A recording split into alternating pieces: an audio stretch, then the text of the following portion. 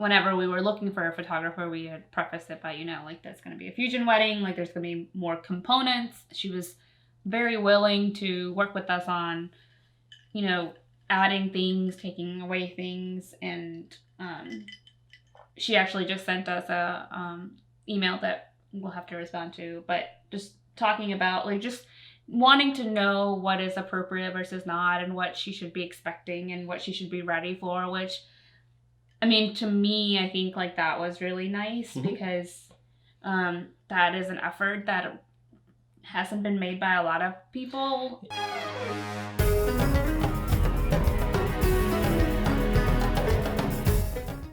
I just wanted to pop in and warn you that I may look a little bit different in the video you're about to watch. I had just come from a makeup trial. If you want to learn more about all that, grab a drink and then go over to the other one where I basically talk about my makeup struggles. This is kind of starting to become a theme that we noticed, that it was just becoming difficult to find caterers and find venues and stuff like that. So I think, like, for doing the fusion stuff, we want to have an actual Indian restaurant to do the Indian food, and they're not, of course, not on the preferred caterers list. So we had to find a caterer that would be willing to work with the Indian restaurant that we're going to use and help to serve and all of that. And one of the caterers that we spoke to was just very kind of like, oh no, we can't do that. We're not going to do that. Every single other caterer was willing to do it. The caterer that we did find, they've been great. We did a tasting. It was delicious. They're more than willing to work with us and work with the Indian restaurant for the food there. So we're very happy about that. But the one caterer was just outright, they're like, oh, we can't do that. We can't do anything. And it's the way they said it initially came across very, very poorly. I'll just leave it at that. It did not come across well. And I responded to that email basically letting them know that it did not come across well.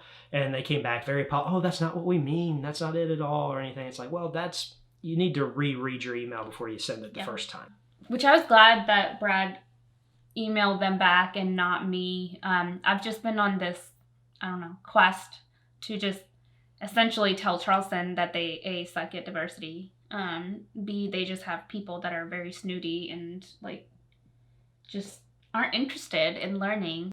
We love Charleston. Don't get us wrong, because that's where we met and everything else. But I think the lack of things that we've been, like, as it is, planning a multicultural wedding is difficult. On a budget, it's even more difficult. But then not having people just be amenable or even, like, interested in learning more or hearing us out on some of the things that we would like for us to have has been very difficult to kind of, be okay with. So I'm gonna just stick it to them. Is that what it's called? I don't know.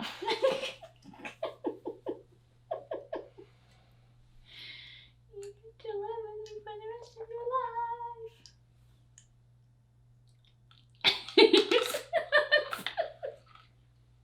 Babe, say something. Yay.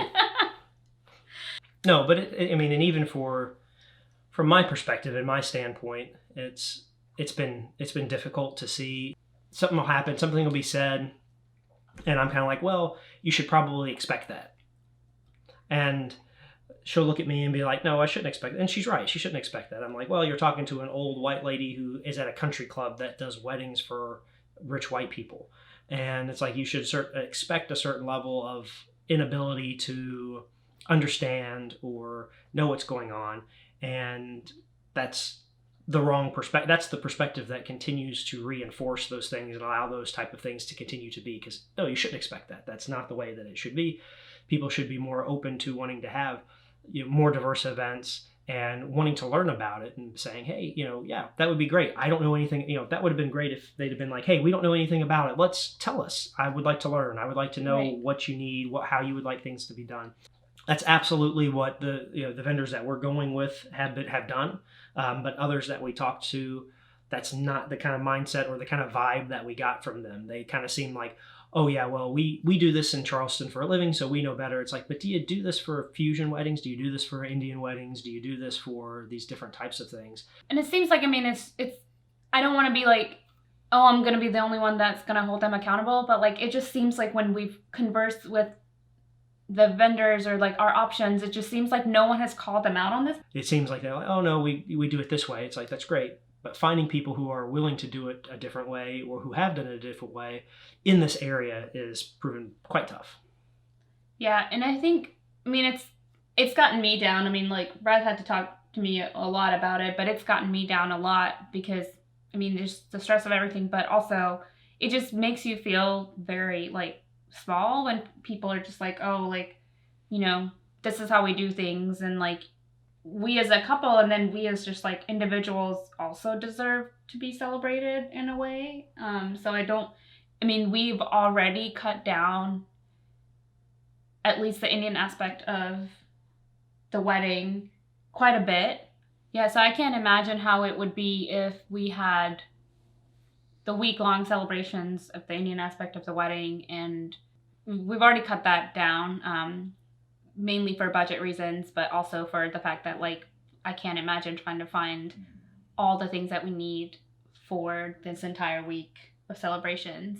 One of the main reasons for us starting the YouTube channel was to document the journey of the wedding planning and of course like whatever happens after, but I think we love doing the other content as well, but we're probably gonna have a lot more to say about the actual planning and, you know, the happy times and the not so happy times and the difficulties that we've had, because we're hoping to like attract attention to something like this and hold people accountable for, you know, not being willing to be accommodating or even interested.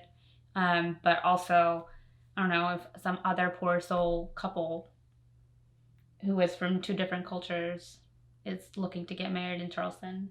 People in many places are going to encounter the same things, regardless of where they're at. Even in the bigger cities, it's still not easy, and there's so much work to be done.